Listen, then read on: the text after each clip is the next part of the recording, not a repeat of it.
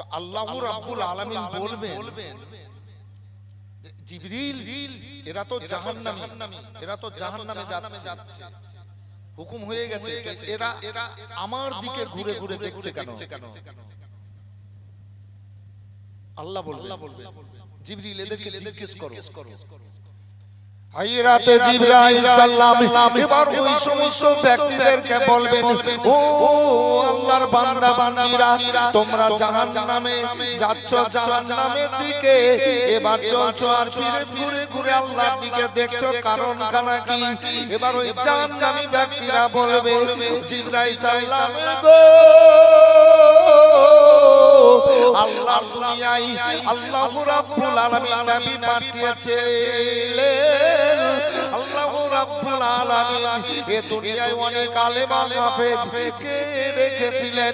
আলেমরা বক্তব্যের মধ্যে বক্তব্য দিয়েছিল, আল্লাহ 99 নামের দয়ার মালিক, অসীম দয়ালু দাতা রাব্বুল আলামিন 99 নামের। এবার কাশিয়াতি আল্লাহ বিচার শুরু করবেন হাসর ময়দানে। তাই আমরা বারবার আল্লাহর দিকে ফিরে ফিরে দেখছি যে আল্লাহ যে দয়ালু দাতা, আজ অসীম দয়ালু দাতার হুকুম হলো আমাদেরকে জাহান্নামে যেতে হচ্ছে। আজ আল্লাহর ওই 99 নামের দয়াগুলা গেল কোথায়?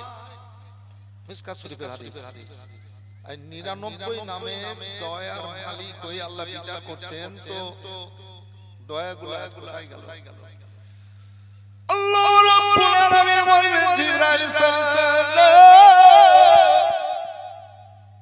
এই অবস্থাতে যখন আমার দয়ার উল্লেখ করলো, যাও যাও সমস্ত বান্দা বান্দীদেরকে জাহান্নামের দিক থেকে ফিরিয়ে জান্নাতের দিকে ঠেলে দাও। আল্লাহ আরেকটা বলি, আল্লাহর দুনিয়াতে অনেক ব্যক্তি আছে যাকে আল্লাহ আইন মানেনি, অমান্য করেছে আল্লাহকে।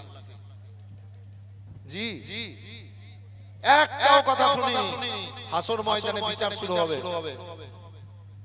তো এই আল্লাহর আইনকে যে অমান্য করেছে, আল্লাহর কথাকে যে মানেনি, এবার এই ব্যক্তিরা তো জাহান্নামে যাবে। নামাজ, রোজা, হজ, যাকাত এই সমস্ত কাজ তো করেনি, আল্লাহর কোন কথাই মানেনি। এই প্রকার লোকগুলাকে এবার জাহান্নামে হুকুম হয়ে গেল, যাও তোমরা জাহান্নামে। তো জাহান্নামে এবার যাবে, হুকুম হয়ে গেছে। তো এই ব্যক্তিরা আবার দৌড়িয়ে দৌড়াবে। তো আমার রাব্বুল আলামিন বলবেন, এই জিবরাইল, এই সমস্ত ব্যক্তিরা জাহান্নামী, দুনিয়াতে আমার কথা মানেনি, আমার আইনকে অমান্য করেছে, একটাও আমার কথা মানেনি, আর এরা জাহান্নামের দিকে যাচ্ছে। তো আমার দিকে না, এরা জাহান্নামে যাচ্ছে, তো জড়িয়ে কেটে যাচ্ছে। জিবরাইল সালাম ওদেরকে থামতে বলবে, বলে ব্যাপারটা কি? তোমরা তো জাহান্নামে দেখে তো ভয় করবা, তোমরা যেতে চাইবে না, তোমরা বসবা, তোমরা কাঁদবা, কিন্তু তোমরা বসছো না, কাঁদছো না, তোমরা ঢিল কেন করছো না, তোমরা দৌড়িয়ে চলে যাচ্ছ জাহান্নামের দিকে। ব্যাপার খারাপ। তখন ওই ব্যক্তিরা বলবে, এই জিবরাইল সালাম, আল্লাহ রাব্বুল আলামিন আমাদেরকে দুনিয়ায় পাঠিয়েছেন, আমরা আল্লাহর বান্দেগি স্বীকার করেছি, কালমা পড়েছি, লা ইলাহা ইল্লাল্লাহু মুহাম্মাদুর রাসূলুল্লাহ সাল্লাল্লাহু আলাইহি ওয়াসাল্লাম। আল্লাহ, তবে আল্লাহর দুনিয়াতে আল্লাহর আইনকে অমান্য করেছি, আল্লাহর কথাকে অমান্য করেছি, কথা মানিনি। আজ শেষ বিচার জানতে আল্লাহ রাব্বুল আলামিন হুকুম দিলেন, তোমরা জাহান্নামী, তোমরা জাহান্নামী। তাই আমরা জাহান্নামে যাচ্ছি। আজ শেষ দিনে দেখছি কত তাড়াতাড়ি আল্লাহর কথাকে পালন করো, কত তাড়াতাড়ি আল্লাহর কথাটা পালন করব। এই বিরাদার যখন বলবে আজ তাড়াতাড়ি করে আল্লাহর কথাটা পালন করব বলে আমরা জাহান্নামের দিকে দৌড়িয়ে যাচ্ছি, আমার রাব্বুল আলামিন দয়ালু দাতা বলবেন, ও জিবরাইল, যখন আজকের দিনে এদের মনে আল্লাহ দয়ালু দাতা, আল্লাহর ভয় মনের মধ্যে আছে, যাও এই সমস্ত বান্দা বান্দীকে জান্নাতের দিকে পাঠিয়ে দাও। জোরে বলেন সুবহানাল্লাহ। ও বিরাদার, আল্লাহ রাব্বুল আলামিন কালাম পাকের মধ্যে বলে বলেছেন ওয়াকুল্লাহ ওয়ালা তুশরিকু বিহি শাইআ ওয়া বিল ওয়ালিদাইনি ইহসানান। বান্দা বান্দীরা আরে আল্লাহ তোমাদেরকে পাঠিয়েছেন আল্লাহর ইবাদত বন্দেগী করো, আল্লাহর সাথে কাউকে শরীক করিও না, তারপরে পরে বাপ আর মায়ের সেবা খিদমত করিও। আল্লাহু আকবার, আল্লাহু আকবার। আল্লাহু রাব্বুল আলামিন পাঠিয়েছেন, আল্লাহু রাব্বুল আলামিন আমাদেরকে অনেক অনেক নিয়ামত দিয়েছেন। ও বেরাদার, আল্লাহর নিয়ামতের মধ্যে চলাফেরা করছি, তাই আমার আল্লাহ বলেন বান্দা বান্দি শোনো, তোমাদেরকে আল্লাহ এই দেহের মধ্যে কত বড় বড় নিয়ামত দান করেছেন। এই যে চোখ, চোখ, নাক, কান, হাত, পা, এই যে দেহ, কত বড় আল্লাহর নিয়ামত। তোমরা অনুভব করার পর আল্লাহ রাব্বুল আলামিন তোমাদের জন্য শান্তি পাওয়ার জন্য আল্লাহ অনেক অনেক নিয়ামত দিয়ে রেখেছেন। আল্লাহ সমস্ত নিয়ামতের স্বাদ, যেগুলা খাবার পান করা আছে, সমস্ত স্বাদ বুঝার ক্ষমতা আল্লাহ আশরাফুল মাখলুকাতের জবান মুখের মধ্যে দিয়েছেন। যত রকমের অনেক অনেক রকমের রং বেরঙের জিনিস আছে, সমস্তকে অনুভব করে মনের মধ্যে আনন্দ দেওয়ার ক্ষমতা আল্লাহ দান করেছেন। তাই আমার আল্লাহ বলেন বান্দা বান্দীরা আল্লাহর উদ্দেশ্যে আমার বান্দা বান্দীরা আমার ইবাদত বন্দেগী করবে আর আমার সাথে কাউকে শরীক করবে না। কুল হুয়াল্লাহু আহাদ।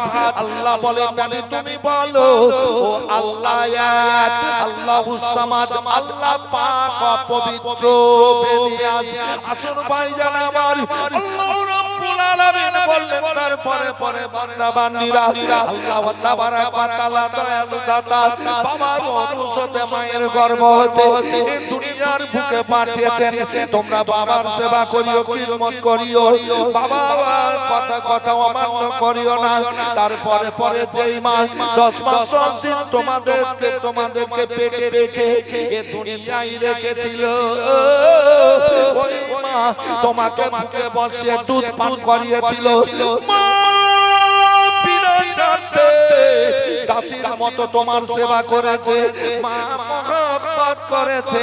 ও মাকে কোনোদিন কোনো উঁচু কথা বলিও না, কারণ আল্লাহ রাব্বুল আলামিন ওই মায়ের পায়ের তলে জান্নাতে রেখেছে। জোরে বললে হবে। বুড়ি মা 90-92 বছর বয়স হবে আমার, ঠিক আছে। তো দুপুরে বলছি 1:45 সময় মা আমি খেলাম, যাও খেয়ে নাও মা, খেলাম গেল বাড়ি থেকে বেরিয়ে আসলাম। তো মায়ের আমি কপালে হাত বুলাই, যখন বাড়ি থেকে বেরিয়ে আসি মায়ের মাথায় হাত বুলিয়ে মায়ের পায়ের চুম্বন দিয়ে আসি। এই সমস্ত কাজগুলো আমাদের করতে হবে। কিন্তু আজ কজন আমরা মায়ের পায়ে চুম্বন দিই?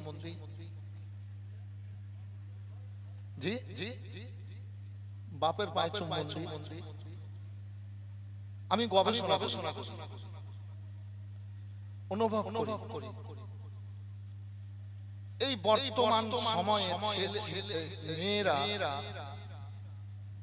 যে স্বামীর রোজগারে গরমে ভিতরে একটা অহংকার ভাব নিয়ে আসে।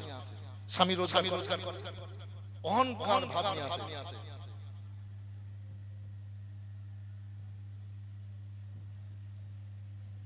বেরাদার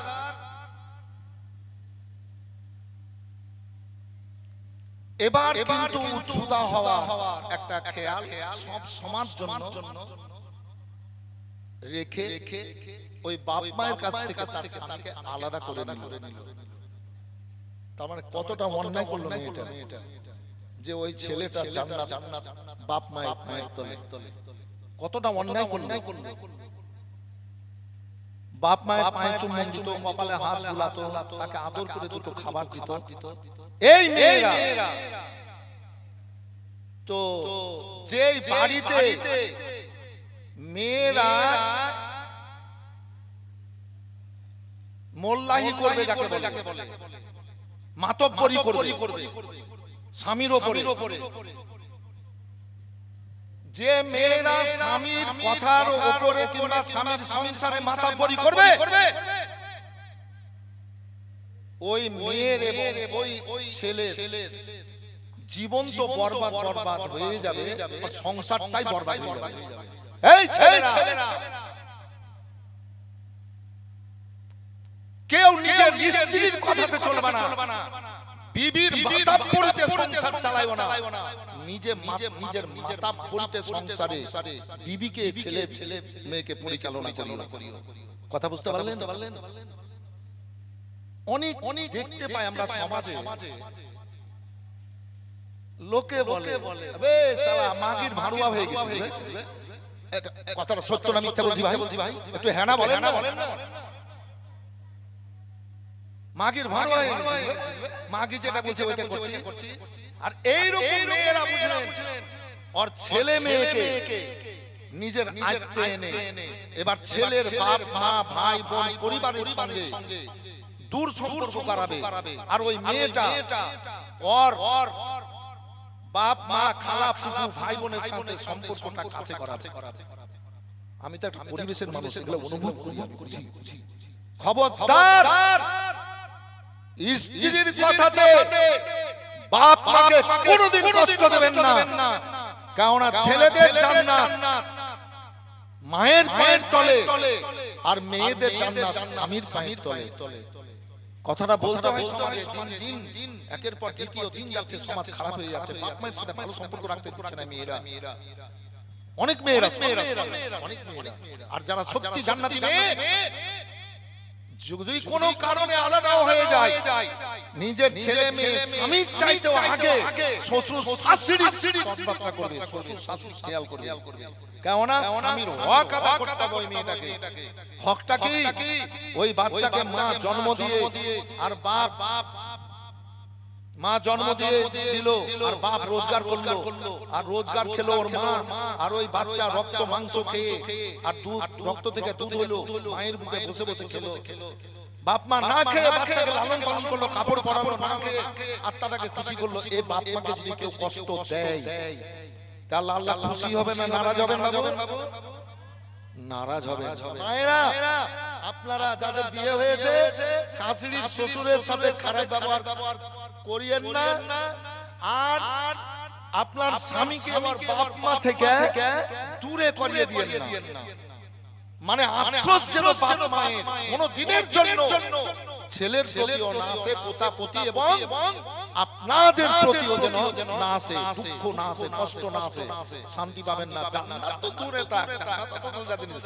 আমি উপদেশমূলক কথা বাবা প্রত্যেক স্টেজে করে বলি, এগুলা বলি না, দরকার আছে। মানুষ দিনের পর দিন খারাপ হয়ে যাচ্ছে। জ্বর যদি কেটে দেয় গাছের, ওখানে বলেছিলাম সেদিন, শিকড় যদি কেটে দেয় আর আতর গোলাপ পানিতে মিলিয়ে যদি গাছের গোড়াতে ঢালা যায় তো গাছ বাঁচবে? হ্যাঁ, গাছ বাঁচবে না। আর গাছের জ্বর যদি ঠিক থাকে, শিকড় যদি ঠিক থাকে, যদি পানি নাও দেয়, গাছের যতই পাতা ছাড়েন আবার সুযোগ পেলে গাছ পাতা ছাড়বে নাকি বাবু? কথা সত্য বললাম না মিথ্যা বললাম ভাই? তাহলে ঈমানদার হতে হবে, ঈমানের মধ্যে পূর্ণতা আনতে হবে, সৎ হতে হবে।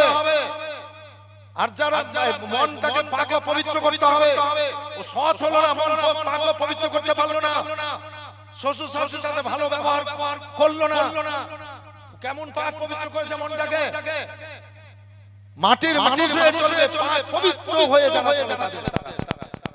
আমি একটা রিসেন্ট কথা বলি, নিজেরই কথা বলি। নিজের মধ্যে জুদা হয়ে গেল একজন, ওর বাপ পরেশগার ভালো ব্যক্তি, একটা গাছের আম ভেঙে, অনেক বাগান আছে, তার মধ্যে একটা গাছের আম ভেঙে আনলো বাড়িতে। তো ও বাপটা বললো ওর স্ত্রী ওর মাকে, ছেলেটাকে অর্ধেকটা আম ওরাকে দিয়ে দে, অর্ধেকটা আম ওরাকে দিয়ে দে। ওই 10 কাঠা 11 কাঠা জমিটা ওই ছেলেটার নামে ওর বাপ করিয়ে দিয়েছে। তো ওর নামে করিয়ে দে, এই অর্ধেকটা দিয়ে দে। এবার অর্ধেকটা দিয়ে দে বলা হয়েছে।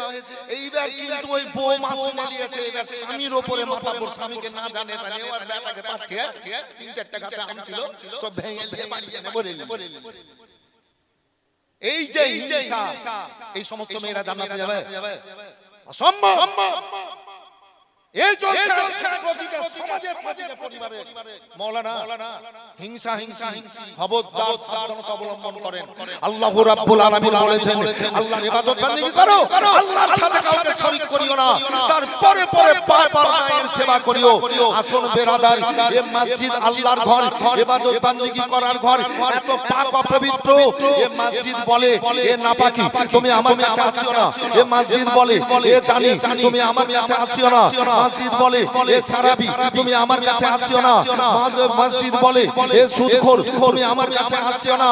এ মসজিদ বলে এ কাফের বেঈমান মুশরিক, তুমি আমার কাছে আসিও না। আমি পাক ও পবিত্র, আমার কাছে যদি তুমি চলে এসো অবস্থায় তুমি নাপাক হয়ে যাবা। শোনো হে সারাবি জানি সুদখোর, তুমি যাও, তুমি গোসল করে কালমা পড়ো, লা ইলাহা ইল্লাল্লাহু মুহাম্মাদুর রাসূলুল্লাহ সাল্লাল্লাহু আলাইহি ওয়াসাল্লাম। মনটাকে পাক ও পবিত্র করো, দেহকে পবিত্র করো।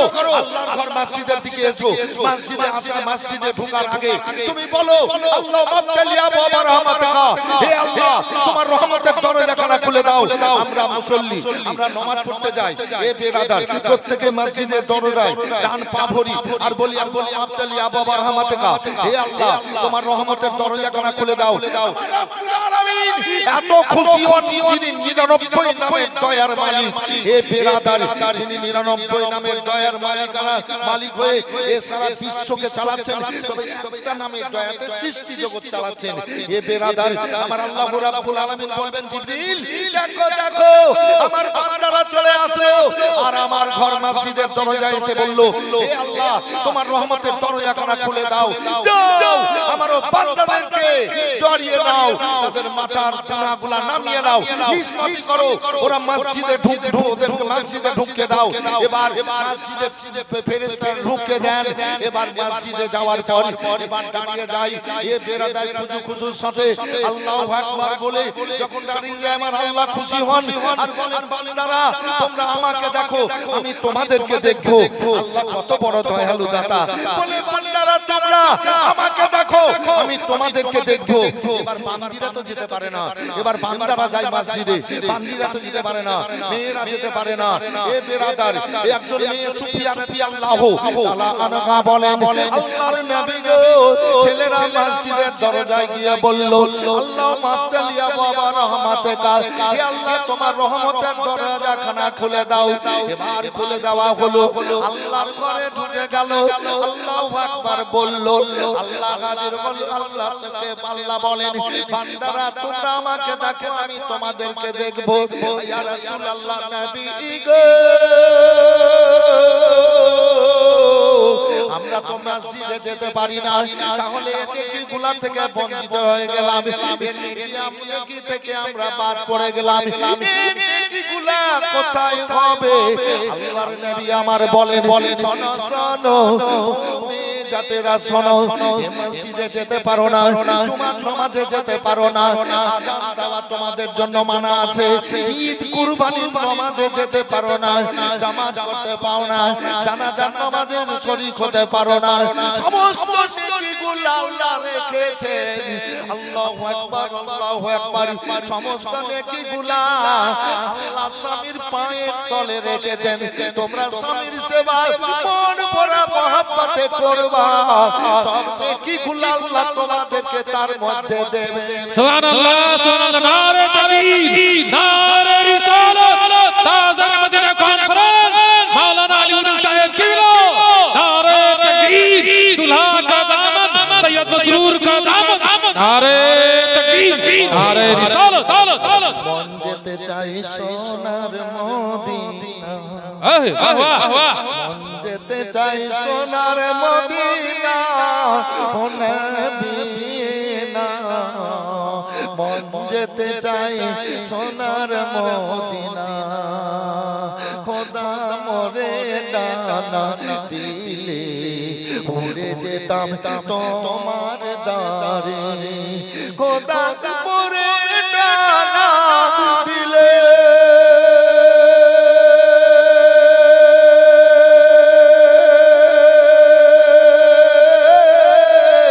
উড়ে যেতাম তোমার দারে। তো মনের বাসনা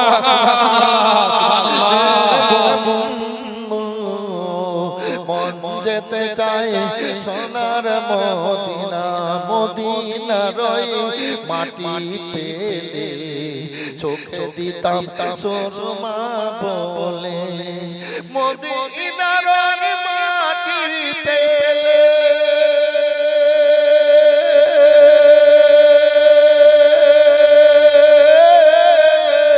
চোখে দিতাম সুরমা বলে তাই বলে দিতাম মনে সান্তনা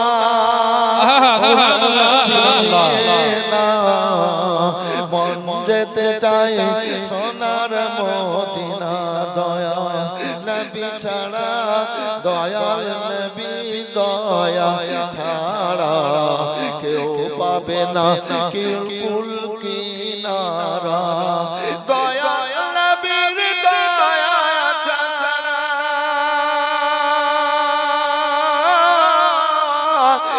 জানাতে তো কেউ যাবে না হাদিসেতে আছে বর্ণনা ও নবী না মন যেতে চায় সোনার মদিনা দয়া নবী যদি না হইত আদম নবী না আসিত দয়াল নবী যদি না হইত আদম নবী না আসিত না হইত জমিন ও আসমান মন যেতে চায় সোনার মদিনা ও আমার ভাইরা বাবারা শোন আল্লাহ রাব্বুল আলামিনের হাবিব 6 বছরে মারা গো তবে নবীর দুধ মাহালে মা এ মায়ের কত মর্যাদা দেখুন আল্লাহু আকবার আল্লাহু আকবার এ দুধ মাহালে মা যদি এত মর্যাদা হয় যে মা গর্ভধারণী 10 মাস 10 দিন পেটে রেখে অতি যন্ত্রণায় কষ্টে জন্ম দিয়েছিল আর বাচ্চা কেঁদে যাওয়ার পর মায়ের সব ব্যথা বেদনা দূর হয়ে গেছিল সুবহানাল্লাহ মর্যাদা হযরতে হালিমা রাদিয়াল্লাহু তাআলা আনহা একদিন আল্লাহর নবী সাল্লাল্লাহু আলাইহি সাল্লামের দিদারের জন্য চলে গেলেন বিরাদার আল্লাহর হাবিব অনেকগুলা সাহাবীকে নিয়ে এবার বসে কিছু আল্লাহর জিকির আজকারে কথা আলোচনা করতেলেন এমন তো অবস্থায় হযরতে হালিমা রাদিয়াল্লাহু তাআলা আনহা বৃদ্ধা মেয়ে বুড়ি মানুষ এবার চলে গেলেন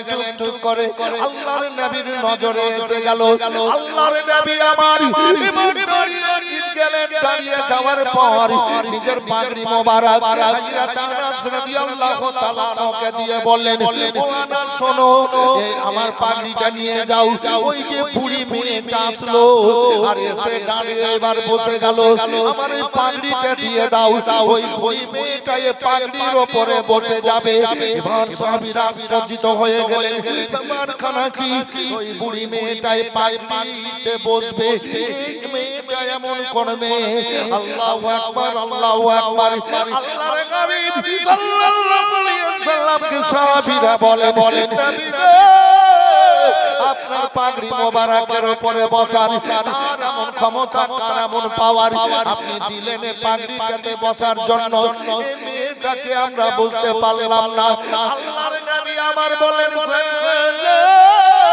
এই মেয়েটার পরিচয় দিচ্ছি যাও চাদর খানা নিয়ে পাগড়ি খানা নিয়ে যাও এবার আনাস রাদিয়াল্লাহু তাআলা আনহু পাগড়ি মোবারক খানা নিয়ে গেলেন বুড়ি মেয়েটাকে দিলেন বলে মা গো আপনি পাগড়িটাতে বসে যান ও মেয়েটা চোখ দিয়ে ছল করে পানি বেরোলো হযরত হালিমা রাদিয়াল্লাহু তাআলা আনহা আর পাগড়িটাতে দুই চোখ চোখ মোবারক লাগিয়ে চুম্বন দিলেন। চুম্বন লাগানোর পর এবার বলেন ওগো আনাস রাদিয়াল্লাহু তাআলা আনহু চাদর মোবারক খানা আল্লাহর নবীকে দিয়ে দেন, আমার আল্লাহর নবীকে দিয়ে দেন। আমি খুশি মনে আবার ফিরিয়ে দিলাম। খুশি মনে ফিরিয়ে দিলেন। আনাস রাদিয়াল্লাহু তাআলা আনহু আর সাহাবীরা বলেন ইয়া রাসূলুল্লাহ মেয়েটার পরিচয় কে গো? বলুন বলে শোনো শোনো, এই পাগড়ির উপরে বসার ক্ষমতা আমার দুধ মা হালেমা। সুবহানাল্লাহ। সাহাবীরা শোনো রে, যদি দুধ মাতার এত বড় মর্যাদা হয় তাহলে আপন মায়ের কত আল্লাহর কাছে বড় মর্যাদা। সমাজে শুধু বউকে নিয়ে আর ছেলেকে নিয়ে আর মায়ের সাথে খারাপ ব্যবহার করছে ছেলেরা।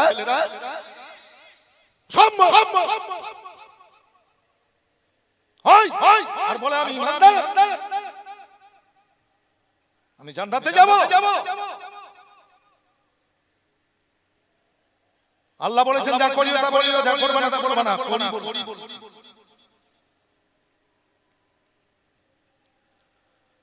খবরদার বাপ মায়ের সাথে খারাপ ব্যবহার কেউ কোনো সময়ের জন্য করবেন না। যতদিন বাঁধবেন মাথার তাত, চোখের ঠান্ডা।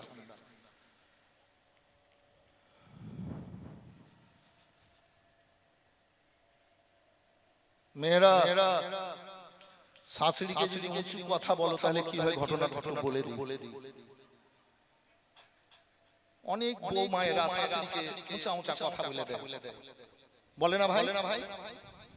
2 লাগা কথা বলে দেয়, শ্বশুর বলে দেয় গো কিছু কিছু টাটকা মেয়েরা। হ্যাঁ, ঝগড়া লাগবে যে বউ মায়েরা ঝগড়া করতে শ্বশুরের সাথে একটা লাঠি দিয়ে থাকবে আর ভেঙে দিবে। শয়তান মারবেন একদম লগার উলাবার ধান ভেঙে দিবে। জি এই করতে জব্দ।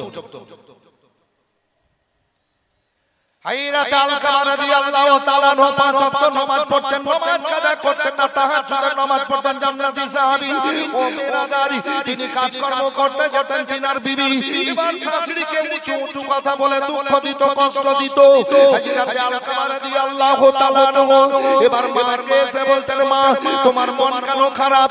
এবার বলতেন না তিনার ছেলেকে এবার বউমায়ের উপর মাকে মারবে, কষ্ট দেবে, গাল দেবে, মনের বিষ মনে মেরে থেকে যাই। তবে অন্য দিক থেকে শুনতে পান আল-কামা রাদিয়াল্লাহু তাআলা আনহু আমার মায়ের সঙ্গে এরকম ব্যবহার করে। আমার স্ত্রী শোনার পর জানার পর নিজের স্ত্রীকে মারে না, নিজের স্ত্রীকে ধমকায় না, বকে না। এ বেরাদারি এইভাবে দিন কেটে যায়। বুড়ি মেয়ে আল-কামার মা বুড়ি মেয়ে। আল্লাহু আকবার, আল্লাহু আকবার। এবার আল্লাহর পরীক্ষা চলে আসলে আজকাল যদি বহুরাকে বলা যায় এই বুঝতে পারবে আজ না হলে কাল 5 থেকে পড়ি।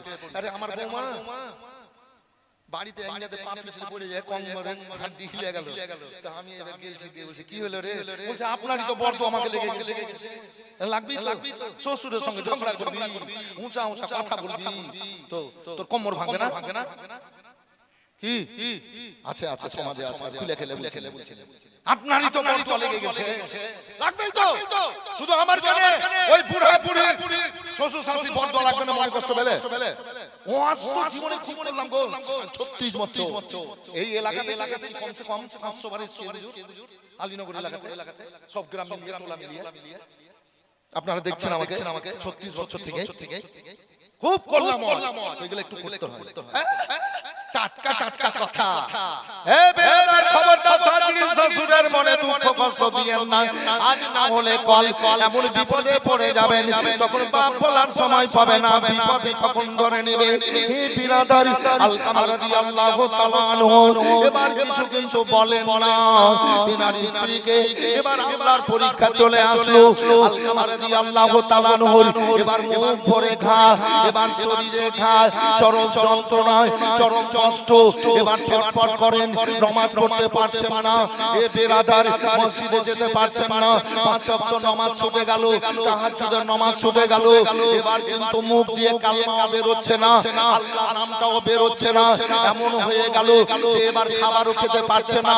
এই খবরদার মেয়েরা চলো, তোমরা মেয়েরা শাশুড়ির সাথে যদি খারাপ ব্যবহার করো তাহলে তোমাদের স্বামীদের ভবিষ্যতে এরকম হবে। ঘা হুজুর পানিও খেতে পান করতে পারে না। আল্লাহু আকবার, আল্লাহু আকবার। এই অবস্থায় এবার ও আলকামা রাদিয়াল্লাহু তাআলা আনহু এবার মারা যাবেন, ছটফট ছটফট করছেন। এবার ও আলকামার বিবি আল্লাহর নবীর কাছে গেল, যাওয়ার পরে বলে ইয়া রাসূলুল্লাহ, আল্লাহর নবী গো, আমার স্বামী এরকম বিপদে পড়েছে, আপনি একটু দোয়া করেন। ইয়া রাসূলুল্লাহ, আপনি দোয়া করেন আমার স্বামী যেন ভালো হয়, ঠিক হয়েছে। নবী আমার নবীকে বলেন ইয়া রাসূলুল্লাহ, মুখ দিয়ে কালেমা বের হয় না, নামাজ পড়তে পারে না, জিকির মুমাজকার করতে পারে না, আল্লাহর নামটাও বের হয় না, আমার স্বামী কিছু খেতে পারে না, ছটফট করছে, মনে হয় বাঁচবে না, মরে যাবে, একটু দোয়া করুন। নবী আমার বললেন শোনো ও আলকামার বিবি, তোমার শাশুড়ি কি বেঁচে আছে? বলে হ্যাঁ ইয়া রাসূলুল্লাহ, আমার শাশুড়ি বেঁচে আছে। বলে তুমি বসো। গায়েবের সংবাদদাতা নবী আমার বেলালকে বললেন বেলাল শোনো, যাও। ও যাওয়ার পর আলকামার মাকে ডেকে আনো। এবার নবী পাঠালেন, বেলাল রাদিয়াল্লাহু তাআলা গেলেন, আল্লাহর নবী ডেকেছেন চলুন। বলে আমি যেতে পারবো না, বুড়ি মেয়ে খুব কষ্টে আছি। আল্লাহর নবীর কাছে এসে বললেন ইয়া রাসূলুল্লাহ, ও আলকামার বাঁচতে পারবে না, খুব কষ্টে আছে, হাঁটতে পারবে না। আল্লাহর নবী বললেন যাও, তাকে বলো সে আসবে, যদি না আসে আমি তার কাছে যাব। আবার চলে যাওয়ার পর এই বেরাদার বললেন যদি না আসে যান, আল্লাহর নবী আপনার বাড়িতে আসবেন। আল্লাহু আকবার, আল্লাহু আকবার। নবীকে আসতে হবে না, যতই কষ্ট হোক আমি যাব। আল্লাহর নবী বলেছেন আসতে পারবে। নবী দোয়া করেছেন। বুড়ি মেয়েটা লাঠি নিয়ে আস্তে আস্তে করে হাঁটতে হাঁটতে চলে গেলেন। আল্লাহু আকবার, আল্লাহু আকবার। আল্লাহর নবীর কাছে পৌঁছালেন, সালাম কালাম হলো। নবী আমার বলেন ও গো মেয়েটা, তুমি আলকামা, তুমি আলকামার মা? বলে হ্যাঁ ইয়া রাসূলুল্লাহ, আমি আলকামার মা। আলকামা আপনার ছেলে? বলে হ্যাঁ। বলে আলকামা কি অবস্থায় আছে জানেন? বলে হ্যাঁ ইয়া রাসূলুল্লাহ জানি, আমার বেটা আলকামা খুব কষ্টে আছে, ছটফট করছে, কালেমা মুখ দিয়ে বের হয় না, আল্লাহর নামে বের হয় না, আর আমার বেটা আলকামা কিছু খেতে পারে না, বিছানায় ছটফট ছটফট করছে। ইয়া রাসূলুল্লাহ আমি জানি এত কষ্ট হচ্ছে, এত যন্ত্রণা পাচ্ছে, আর কালেমা বের হচ্ছে না, তোমার ছেলেকে তুমি কেন ক্ষমা করছো না? তোমার ছেলের জন্য কেন দোয়া করছো না? পুরি মেয়েটার চোখ দিয়ে ঝরঝর করে পানি বেরোতে লাগলো। নবী আমার বলে কেন কান্দো? ইয়া রাসূলুল্লাহ, নবী আমার বৌমা আমাকে এত উঁচা উঁচা কথা বলতো, আমাকে গাল দিত, কঠিন যন্ত্রণা দিত। ইয়া রাসূলুল্লাহ, এ বৌমায়ের গালে কর্মে আমার কলেজায় ঘা হয়ে গেছে, ফেটে গেছে গো ইয়া রাসূলুল্লাহ। তার কারণে আমার বেটা আলকামার বৌমাকে কিছু বলতো না, মানা করতো না, আমি ক্ষমা করছি না, ক্ষমা করব না। আল্লাহর নবী আমার বলেন এত কষ্ট পাচ্ছে, ক্ষমা করবে না? বলেন না, আমি ক্ষমা করব না, ক্ষমা করে দেন গো। বলেন ক্ষমা করে দাও গো, করে দাও। ইয়া রাসূলুল্লাহ, আমি আমার বেটা আলকামাকে ক্ষমা করব না, ক্ষমা করবে না? বলেন না। বলে ঠিক আছে ও বেলাল, কয়েকজন সাহাবীকে নিয়ে কিছুটা শুকনো লকড়ি জমা করো, লকড়ি জমা করো। আর কি করা হবে? বলে শোনো, আলকামাকে নিয়ে আসবা, আর লকড়িগুলাতে আগুন লাগাবা, দাও দাও করে যখন আগুন জ্বলবে তখন আলকামাকে আগুনে ফেলে পুড়িয়ে মেরে ফেলবা। আল্লাহর নবী গো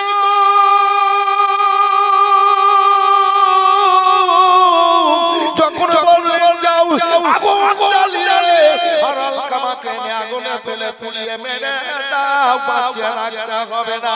আলকামার মা গো কথাটা শুনে আল্লাহর নবীর পায়ের কাছে গিয়ে কদম ধরে কাঁদতে লাগলে, নবী গো আমার বেটার কামাকে ক্ষমা করে দিলাম, আমার বেটার কামাকে আগুনে পুড়াইয়া নিন। সুবহানাল্লাহ সুবহানাল্লাহ। আরে ছেলেরা যদি মায়ের সাথে বাপের সাথে খারাপ ব্যবহার করে আল্লাহ খুশি হবে না নারাজ? এই এলাকার মানুষ বাপ মাকে মানেন, মায়ের সেবা করেন, আমি জানি। এবং এই এলাকায় আমি বারবার আসি, হুজুর আমাকে ডাকেন। হুজুরের জবানে আল্লাহ সুন্দর বরকত দিয়েছেন, সাইকেল হাদিসে আছেন, এত ইলম দিয়েছেন, হাদিসগুলো পড়ছিলেন আমার জান ভরে যাচ্ছিল। আল্লাহ আরো তাকত দেখ, হিম্মত দেখ, জবানে বরকত দেখ, বলেন আল্লাহুম্মা আমিন। যোগ্য ইমাম। আমার বলার উদ্দেশ্য এটাই যে সেই দিন আমি ওইখানে জলসায় এসেছিলাম, রোজার পরে না? আপনারা এনেছিলেন না বাবু? গতবার এখানে এনেছিলেন, আর এই যে ঈদের পরে এনেছিলেন ওই জায়গাটায়, এত সুন্দর মজলিস, সত্যি আমার জান ভরে গেছিল মজলিসটা দেখে। এলাকায় অনেক জলসা করলাম, কিন্তু সেই দিনকার মজলিসটা পাবলিকের মন এত উজ্জ্বল হয়ে গেছিল যে মনে হচ্ছে যে যত বলবে তত সুন্দর। কিন্তু আজকের মজলিসটা তো ওইরকম হয়ে গেছে। আজকের মজলিসটা খুব সুন্দর। আল্লাহ আপনাদের ভালো রাখুক, ভালো থাকেন, আল্লাহ যেন কবুল করেন, বলে আল্লাহুম্মা আমিন। জি। তো আমার বলার উদ্দেশ্য এটাই বাবু, যে আপনারা কে আল্লাহ ভালোবেসেছেন, দয়া নাযিল করেছেন, একের পরে দ্বিতীয় দিন আপনারা ইসলামের দিকে এগিয়ে যাচ্ছেন, পরিবেশ ভালো করেছেন। কয়েকটা বাড়িতে আমি থাকলাম, প্রত্যেক বাড়ির মেয়েদের ব্যবহার খুব ভালোই পেয়েছি, ছেলেদের ব্যবহার ভালোই পেয়েছি। আমার জামাই তৈমুর সাহেবের বাড়িতে এবার আমার 3 বার থাকা হলো। ছেলে মেয়েদের এবং তৈমুর সাহেবের স্ত্রীর ওর এত সুন্দর ব্যবহার। তো এইরকম আমার মনে হয় যে বাড়িতে দেখেছি তো সবারই পরিবারে এরকম আল্লাহ খুশির ফুটিয়েছে, পিছিয়ে রাখুন, আল্লাহ যেন কবুল করেন, বলেন আল্লাহুম্মা আমিন। কথা না বললে হয় না, বলছি আলকামা রাদিয়াল্লাহু তাআলা আনহু ঘটনাটা, কথা না বললে হয় না। তো আপনাদের এই স্টেজেও বলেছি যে আল্লাহ যদি নিয়ে যান তো যাবো, আল্লাহ নিয়ে গেছিলেন। তো আল্লাহ নিয়ে গেছিলেন, 2 তালা 3 তালা হয়ে গেছে, তাওব করার আর সাই করার আপনার নিয়মগুলা, মানে লোক বেশি হচ্ছে এজন্য। তো নিচে একবার, উপরে একবার হতে নিচে 7 বার করা হবে আপনার তাও। তো যাই হোক, ওই যে গেট, প্রথম গেট, ওই গেটে লেখা আছে বিসমিল্লাহি আসসালাতু ওয়াসসালামু আলা রাসূলিল্লাহ, বলেন সুবহানাল্লাহ। নবীর উপরে সালাম ও দরুদ পড়ো দিয়ে আগে দিকে এগিয়ে যাও কাবার দিকে, কেননা কাবা আমাদের রাসূলুল্লাহ। আর ওই সময়ে দোয়াটা, ওইটা পড়ার পরে যে দোয়াটা করবে সেই দোয়াটাই আল্লাহ কবুল করবেন। দ্বিতীয় গেট লেখা আছে বিসমিল্লাহি আসসালাতু ওয়াসসালামু আলা রাসূলিল্লাহ, পড়ার পরে কাবার দিকে অগ্রসর হবে, গেট পার হয়ে এবার ব্যাক হয়ে কাবা দেখতে পাবে, দিয়ে এটা পড়ে যে দোয়াটা আল্লাহর কাছে করবে সেই দোয়াটা আল্লাহ কবুল করে নেবেন। কাবা সর্বপ্রথম চোখে দেখে, কাবা তওফে গিয়ে সর্বপ্রথম চোখে দেখে যে দোয়াটা আল্লাহ কাছে করবে, হাজিরা সেই দোয়াটা আল্লাহ কবুল করবেন। সেই দোয়াকে আল্লাহ ফিরাবেন না, মাকামে ইব্রাহিমে কবুল করবেন, হাতিমে কবুল করবেন, তারপর মাতাপে কবুল করবেন। আমি প্রত্যেক জায়গাতে আপনাদের জন্য দোয়া করে নিয়েছি। কি দোয়া করেছি আমি দেখছি, আল্লাহ আমাকে বক্তা করে রেখেছেন, আল্লাহ আমাকে বক্তা করে রেখেছেন। আজ এতদিন আমাকে আল্লাহ বক্তব্য স্টেজে রেখেছেন, তো আমি এই সুযোগটা ছাড়বো না।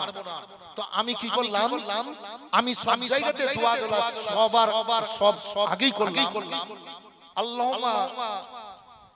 আল্লাহুম্মা জান্নি মুস্তাজাবুদ দুআ, হে আল্লাহ তুমি আমাকে দোয়া কবুলকারীর মধ্যে গণ্য করো। আমি জালসা করব, লোক বলবে দোয়া করেন, কারি বাড়ি যাব দোয়া করেন, রাস্তাঘাটে বলবে মাওলানা একটু দোয়া করিয়েন। জি জি, তা আমি এবার সুযোগ নিয়ে নিলাম।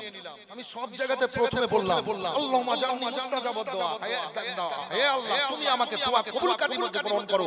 আমার জীবনে যে কোনো জায়গায় যে দোয়া করব আল্লাহ তুমি কবুল করিও, বলেন সুবহানাল্লাহ। তারপরে যা চাওয়ার যা করার আমি করেছি, বলেছি বেরাদার আল্লাহু রাব্বুল আলামিনের দিকে অগ্রসর হতে হবে, মনটাকে পাক ও পবিত্র করে। আল্লাহু আকবার। হুজুর রাতে তো ছাতু খেয়েছি, এতটুকু ভাত খেয়েছি, আলু সানা ডাল ভাত খেয়েছি, দুপুরে সকাল থেকে খাইনি দুপুর পর্যন্ত। ভোগ লাগে না, জমজমের পানি খেয়েছি, তোমার ভোগ চলে গেল কোথায়? তো কি করতাম জানেন? ওই মনটা ফাটতো আর চোখের পানি বেরোতো, অনুভব মানুষ হতে হবে। আবার বলতাম মনে মনে, হে আল্লাহ এই কষ্ট তো আমার কষ্ট নয়, এটাই তো আমার শান্তি সুখ। আল্লাহ আমি তো এসেছি তোমার মেহমান হয়ে। জি অনেক দিন বলেছি,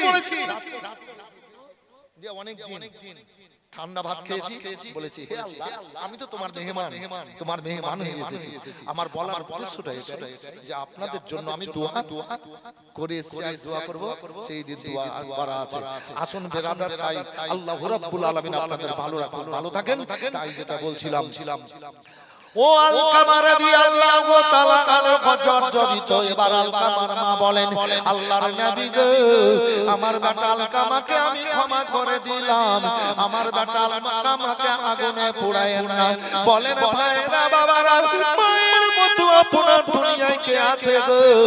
মায়ের মতো আর কে আছে দ্বিতীয়? দেখুন ভাই জানেরা আমার, বলে ক্ষমা করলেন গো, ক্ষমা করলে গো, বলে হ্যাঁ ক্ষমা করে দিলাম ইয়া রাসূলুল্লাহ। নবী আমার বললেন ও গো আলকামার মা তুমি বসো। বসার পর আলকামার বিবিকে বললেন যাও তোমার বাড়ি যাও, তোমার স্বামীর অবস্থা কেমন দেখো। এবার আল্লাহর নবী সাল্লাল্লাহু আলাইহি সাল্লাম পাঠিয়ে দিলেন। আলকামার বিবি বাড়ি চলে গেল। যাওয়ার পর দেখছে আলকামা ছটফট করছে না, আলকামার কষ্ট দূর হয়ে গেছে, আর আলকামার মুখ দিয়ে কালমা বের হচ্ছে। সুবহানাল্লাহ, সুবহানাল্লাহ। কষ্ট পেয়েছিল, তার সব কষ্ট দাঁড় হয়েছিল। এবার মা ক্ষমা করে দিল, আলকামার এবার কষ্ট দূর হলো, বলে কালমা বেরোতে লাগলো। বিরাদারি এবার খাবার খেতে লাগলো। আল্লাহু আকবার, আল্লাহু আকবার। আলকামার বিবি দৃশ্যখানা দেখে আল্লাহর নবীকে এসে বললেন, নবী আমার বলেন যাও বুড়িমা চলে যাও, তুমি বাড়ি যাও, তোমার বেটা আলকামা সুস্থ হয়ে গেছে। সবার মুখে হাসি ফুটে গেল। আল্লাহ রাব্বুল আলামিন দোয়া করলেন আল্লাহর কাছে, আল্লাহ তুমি আলকামাকে দুনিয়ায় বাঁচিয়ে রাখিও না, আল্লাহ তুমি আলকামার মরণ করে দাও। পাঁচ ওয়াক্ত নামাজ পড়া সাহাবী, আমার সাহাবী তাহাজ্জুদের নামাজ কাজা করে না, তাহাজ্জুদের নামাজ পড়ে, আমার ছয় সরষে আছে, জান্নাত থেকে চলে গেছিল অন্য পথে, খারাপ পথে। আল্লাহ গো মা ক্ষমা করেছে, আবার জান্নাতি হয়ে গেছে, তুমি আল্লাহ তার মরণ করিয়ে দাও। আলকামা রাদিয়াল্লাহু তাআলা আনহুর পরে মরণ হয়ে গেল। হে বিরাদারি, গোসল হলো, জানাজার নামাজ আল্লাহর নবী সাল্লাল্লাহু আলাইহি সাল্লাম এবার পড়ালেন, আর ওই সাহাবীর এবার জান্নাতুল বাকিতে দফন হয়ে গেল। বলেন সুবহানাল্লাহ। তাই বলার উদ্দেশ্য আমার এটাই, বউয়েরা শাশুড়ি শ্বশুরকে কোনো সময় উঁচু কথা বলবেন না, যত পারবেন সেবা করবেন। ছেলেরা বাপ মায়ের সাথে সৎ ব্যবহার করবেন, খারাপ ব্যবহার কোনো সময়ের জন্য করবেন না। আসুন তাই মসজিদ আল্লাহর ঘর, আল্লাহর ঘরে এবার চলে গেলেন, এবার চলে গেলেন গুনাহ নিয়ে, গুনাহ হয়ে এবার মসজিদ থেকে বেরিয়ে আসলেন। আল্লাহু আকবার, আল্লাহু আকবার। হাজিরা হজ করার জন্য যায় কাবাতে। এবার যাওয়ার পর এবার সাদা কাপড় ইহরাম বেঁধে নেই।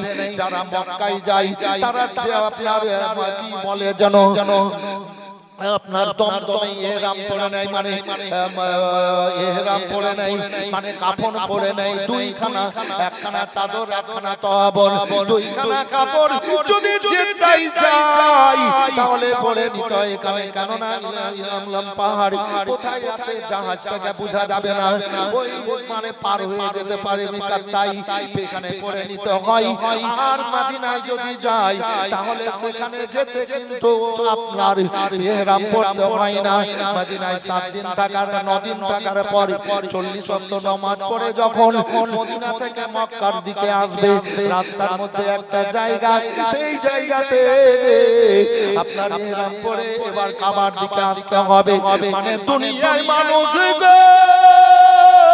জিন্দা থাকতে একদিন মরে যায়, যখন ইহরাম বেঁধে খোদার ঘর তাওফের দিকে যায়, এবার আল্লাহর ঘরের দিকে গেল। এই বিরাদর এবার দোয়া দরুদ যা আছে পড়লো, এবার কাবা শুরু করলো।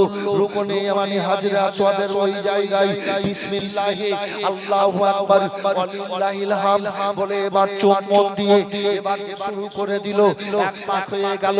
এবার বলবে রব্বানা আতিনা ফিদ দুনিয়া হাসানাতাও ওয়া ফিল আখিরাতি হাসানাতাও ওয়া কিনা আযাবান নার ওয়াদখিলনাল জান্নাতা মা'আল আবরার ইয়া আজিজ ইয়া গাফফার ইয়া রাব্বাল আলামিন। আবার বলবে বিসমিল্লাহি আল্লাহু আকবার ওয়ালিল্লাহিল হামদ বলে চুম্বন দিবে, সাতখানা চুম্বন দিবে, নিষ্পাপী হয়ে যাবে, তার শরীরে একটাও গুনাহ থাকবে না, দোয়া কবুল হবে। এ বিরাদার গুনাহ থাকবে না। এবার কাবা তওয়াফ করে যদি মদিনা না যায়, যদি বাড়ি চলে আসে, ইমাম মক্কা থেকে আবার ফিরে চলে আসে, নবী আমার বললেন সে জালিম হয়ে গেল, নিজের আত্মার উপরে জুলুম করলো, সে জান্নাত পেল না, সে জান্নাতি হলো না। খোদার ঘর তওয়াফ করে সে নিষ্পাপী হলো, কিন্তু জান্নাতি হলো না। তবে চলো খোদার ঘর তওয়াফ করো কিংবা না করো, আগে হোক পেছে হোক, তোমরা যখন আমার মদিনাতে চলে আসবা, আমার মদিনাতে এসে যখন মায়া মোহাম্মদ প্রেম ভালোবাসায় এবার বলবা আসসালামু আলাইকা ইয়া রাসূলুল্লাহ, যখন নবীর প্রতি তুমি সালাম পৌঁছাবা, উম্মতিরা শোনো মান সারা কবরি ওয়াজিবাত সাফাতি, নবীর জন্য ওয়াজিব হয়ে গেল ওই উম্মতিদের সাফাত করে আমি জান্নাতে নিয়ে যাব। বলেন সুবহানাল্লাহ। সারা দুনিয়া কিয়ামত পর্যন্ত গরিবেরা আসতে পারবে না, এ কাবাতে আসতে পারবে না, নিষ্পাপী হবে, এ নিষ্পাপী হয়ে যাবে, কিন্তু তো জান্নাতি হলো না। এবার আপনার রওজাতে আসবে, এবার ওয়াজিব হয়ে যাবে জান্নাত, ওয়াজিব হয়ে যাবে জান্নাত আপনার জন্য। ইয়া রাসূলুল্লাহ, গরিবেরা আসতে পারবে না। নবী আমার বলেন শোনো, কিয়ামত পর্যন্ত সারা দুনিয়ার আমার উম্মতিরা যে কোন জায়গা থেকে আল্লাহর প্রেম ও মহব্বতে ডুবে ইয়া নবী সালাম আলাইকা বলে, আসসালামু আলাইকা ইয়া রাসূলুল্লাহ বলে, তাদেরকে ওয়াফাত করে নবী মুহাম্মদ রাসূলুল্লাহ জান্নাতে নিয়ে। সুবহানাল্লাহ। নারে তাকবীর, নারে রিসালাত, তাদের কনফারেন্স, নারে তাকবীর, সৈয়দ বশির আহমদ জাফরি কা দামাত, নারে তাকবীর, নারে রিসালাত। আমার রব্বুল আলামিন দিয়েছেন কানায় আমরা মদিনা। আল্লাহ নবী সাল্লাল্লাহু আলাইহি ওয়াসাল্লাম যখন মক্কা ছেড়ে মদিনা চললেন, অনেক ঘটনা আছে, জীবনী তো অনেক বলি, 5 দিন 7 দিনও জীবনী করেছে এই এলাকাতে, শুনেছেন, কিন্তু জীবনী নাই, কিছু কেটে কেটে বলবো, একটা উদ্দেশ্য আছে। তো নবী যখন মক্কা থেকে মদিনা গেলেন, প্রথম মসজিদ তৈরি হলো মসজিদে কুবা। হাজিরা জেনে গেছে, এই হাজী সাহেব এখানে আছেন তো? হাজী সাহেব কই? এই তো মসজিদে কুবা। নবী যখন মক্কা ছেড়ে মদিনা গেলেন, সর্বপ্রথম মসজিদে একটা লাঠি তুলে দিয়ে তৈরি করেছিলেন মসজিদে কুবা। হে বেরাদার, দ্বিতীয় মসজিদ হলো মসজিদে জুমা, তৃতীয় মসজিদ হলো মসজিদে নববী, তৃতীয় মসজিদ নবী পাক সাল্লাল্লাহু আলাইহি ওয়াসাল্লাম মদিনা গিয়ে মসজিদ। তো নবী গিয়ে আবু আইয়ুব আনসারী রাদিয়াল্লাহু তাআলা আনহুর বাড়িতে আছে। তো নবী বলেন আবু বকর উমর শোনো, বলে কি আল্লাহ ইয়া রাসূলুল্লাহ, বলে ওই জায়গাটা যদি হতো তাহলে আমি একটা মসজিদ তৈরি করতাম, কিন্তু জায়গাটা হলো কি এতিম, এখানে জায়গার কি অভাব আছে নাকি? জায়গার কি অভাব আছে? না, এখানে জায়গার অভাব আছে, গ্রামে এলাকায় জায়গার অভাব আছে, কিন্তু এই জায়গাটাতে মসজিদ কি বাবু, ঠিক না? তো জায়গার তো অভাব নেই, সব দিকে তো জমিন আল্লাহ। তো নবীর নজর চলে গেল ওই জায়গাটা যদি থাম, তাহলে একটা মসজিদ তৈরি করতে। তাও বাক্কার খোঁজ লাও, নবী তো সব জানেন, খোঁজ নিতে গেলেন। তো দেখছেন দুটো ছোট ছোট বাচ্চা ইয়েতিমের জায়গা, খোঁজে পেলে এই বাচ্চা শোনো, বলে কি, বলে এই জায়গাটা কার? বলে আমাদের, আমরা দুই ভাই, আমাদের এই জায়গাটা। আর কোন জায়গায় জায়গা বলে আর কোন জায়গা নেই, আমাদের বাপ মা দুইজনই, কেউ নেই, বাপ মা মারা গেছে, এই জায়গাটাই আছে, এই জায়গাটার উপর দিয়ে টিকরি করে আমাদের চলে। আমার রাসূলুল্লাহ সাল্লাল্লাহু আলাইহি ওয়াসাল্লাম গিয়ে বললেন আবু বকর রাদিয়াল্লাহু তাআলা আনহু, ইয়া রাসূলুল্লাহ, এই জায়গাটা গরিব এতিমের, ওদের বাপ মা কেউ নেই, আর ওই জায়গাটাই আছে ওদের সম্বল, ওদের থেকে ওরা জীবন যাপন কাটে। তো নবী আমার বললেন, আমি তো মনে করেছিলাম জায়গাটা পেতাম তো একটা মসজিদ তৈরি করতাম। তো এই ছেলেদের এই জায়গার বদলে অন্য কোনো জায়গাতে জায়গা করে দেওয়া হবে তাদের সুখের জন্য। তো ছেলে দুটোকে নিয়ে এসো, ছেলে দুটোকে নিয়ে যাওয়া হলো। নবীর কাছে পৌঁছালো, সালাম হলো। নবী আমার রহমতের নবী ছেলেদের দিকে তাকালেন, ইয়া রাসূলুল্লাহ কিছু বলছেন, দেখেছেন? হ্যাঁ বলছি। এই জায়গাটা কার? বলে আমাদের। আমরা দুই ভাই, আমাদের। তো নবী পাক সাল্লাল্লাহু আলাইহি ওয়াসাল্লাম মৃদু হাসলেন। তো ছেলে দুটো বলছে, ইয়া রাসূলুল্লাহ ব্যাপারটা কি? তো নবী আমার বললেন, তোমরা যদি খুশি হয়ে জায়গাটা দাও, আর এই জায়গার বদলে আমি অন্য জায়গাতে তোমাদের জায়গা করে দেব, তাহলে আমি একটা আল্লাহর ঘর মসজিদ তৈরি করব। তোমরা জায়গাটা দিলে একটা মসজিদ তৈরি করতাম, আল্লাহর ঘর ইবাদত বান্দিগি করার জন্য। বাচ্চা দুটো, ইয়া রাসূলুল্লাহ আপনি মসজিদ তৈরি করবেন, আল্লাহর ঘর তৈরি করবেন? হ্যাঁ আমি আল্লাহর ঘর তৈরি করব, মসজিদ। ছেলে দুটো আল্লাহর নবী সাল্লাল্লাহু আলাইহি ওয়াসাল্লামের চেহারা দর্শন করে এবার বলেন, আল্লাহর নবী গো, আমাদের বাপ মা দুনিয়াতে কেউ নেই, এই জায়গাটাই আমাদের সম্বল। যখন আল্লাহর ঘর মসজিদ তৈরি করবেন, আমরা ভিক্ষা চেয়ে খাবো, কষ্ট করে খাবো, মজুর খেটে খাবো, তবুও ভালো নবী গো, এই জায়গাটা আমি আমরা আল্লাহর ঘর মসজিদ তৈরি করার জন্য দিয়ে দিলাম। আমাদের বাপ মায়ের জন্য আপনি একটু ভালো কামনা করে দোয়া করে দেন। ইয়া রাসূলুল্লাহ, আমরা দুইজন ছোট ভাই, বাপ মা নাই, কবরে মসজিদ তৈরি করার জন্য জায়গাটা দিয়ে দিলাম। তো আব্বা মায়ের জন্য একটু দোয়া করে দেন আল্লাহ। নবী আমার দুই ছেলের হাত ধরে বুকে লাগালেন, চোখের পানি মুছে, ছেলেরা কেঁদো না, সুখ শান্তি দেওয়ার মালিক হলেন রব্বুল আলামিন। মসজিদ জায়গা দিলা বলে আবু বকর সিদ্দিক রাদিয়াল্লাহু তাআলা আনহু বললেন, ইয়া রাসূলুল্লাহ এই জায়গার বদলে আমি অন্য জায়গার ব্যবস্থা করে দেব। নবী বলেন, ঠিক আছে তাই করে দিও। ছেলে দুটোকে বললেন নবী, ওই জায়গার ব্যবস্থা ওদের জায়গা নিয়ে নিও, জায়গা দিয়ে দিলেন। মসজিদের নববী তৈরি হয়ে গেল। দুনিয়ার মানুষ কিয়ামত পর্যন্ত 1 লাখ 2 লাখ নয়, 10 20 50 লাখ প্রতি সময় প্রতি বছর কোটি কোটি মানুষ, বেশিরভাগ মানুষ যায় নবীর রওজা জিয়ারতে। আর ওই মসজিদের নববীতে ওই দুই ছেলে ওই জায়গাতে নামাজ পড়ে, আল্লাহর কাছে ফরিয়াদ করে, নবীর দর্শন করে। আর ওই দুই ছেলের জায়গাতে আমার রাসূলুল্লাহ শুয়ে আছেন, বলেন সুবহানাল্লাহ। শুয়ে আছেন, আসুন ভাইরা আমার, আল্লাহর নবী সাল্লাল্লাহু আলাইহি ওয়াসাল্লাম এবারে একদিন হুজরা মোবারক থেকে, ওখানে ছিল বাড়ি মায়েশা রাদিয়াল্লাহু তাআলা আনহা। এবার ঘর যেখানে নবীর রওজা মোবারক, ওটা ছিল মায়েশার ঘর। এবার পাশেই তো ওই আপনার জান্নাতুল বাকি, পেছন দিকে জান্নাতুল বাকি ময়দান, সেই সময় যে ফাঁকা। এগুলো আপনাদের জানা না, জানতে হবে। আমাদের হয়তো জানেন বলেই আনলেন।